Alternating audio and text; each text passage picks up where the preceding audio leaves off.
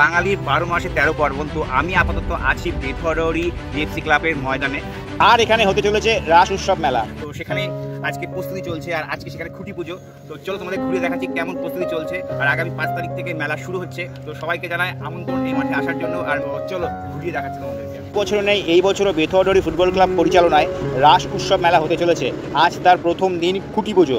খুঁটি পুজো মানেই উৎসব আনন্দ শুরু হয়ে গেল। খুঁটি পুজো হওয়ার পরই প্যান্ডেল আরম্ভ শুরু হয়ে গেছে। তো দেখতেই পাচ্ছ অনেকটাই প্যান্ডেল শুরু হয়ে গেছে। প্যান্ডেলের প্রস্তুতি জোর কদমে চলছে। এইদিকে প্যান্ডেল শুরু হয়ে গেছে আর ওইদিকে ঘাস কাটাও শুরু হয়ে গেছে। তো দেখতেই পাচ্ছ মাঠটা খুব সুন্দরভাবে পরিষ্কার করছে, ঘাস কাটা নিয়ে খুব সুন্দরভাবে পরিষ্কার করছে। আর মাঠটা ক্লিন থাকলে আরও দেখতে খুব সুন্দর লাগবে মাঠটাকে।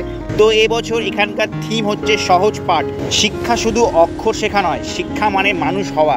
আর সেই মানুষ হওয়ার প্রথম সিঁড়ি পেয়েছিলাম আমরা সহজ পাঠ থেকেই। অসংখ্য ধন্যবাদ জানাই বেথুয়াডহরি ফুটবল ক্লাবকে, যারা আমাদের এত সুন্দর একটা বার্তা দেওয়ার চেষ্টা করেছে।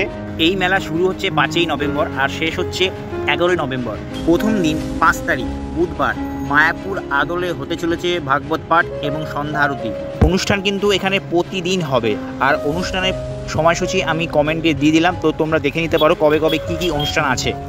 যারা যারা বেথুয়াডহরি ফুটবল ক্লাব বা বিএফসি ক্লাব চেনো না, তাদেরকে বলছি এই ক্লাবটা হচ্ছে বেথুয়াডহরি রেলওয়ে স্টেশনের পাশে সাহাপাড়া উচ্চ বিদ্যালয়ের পাশে যে মাঠটা আছে সেই মাঠে এটা হচ্ছে। তো আবারও বলছি, এই মেলা 5 তারিখ থেকে আরম্ভ হচ্ছে, 5ই নভেম্বর বুধবার। তো সবাইকে জানাই আমন্ত্রণ এই ক্লাবের তরফ থেকে। তো এরপরে আমি আর একটা সম্পূর্ণ ভিডিও বানাবো 5 তারিখে, যখন মেলাটা পুরোটা সম্পূর্ণ হয়ে যাবে।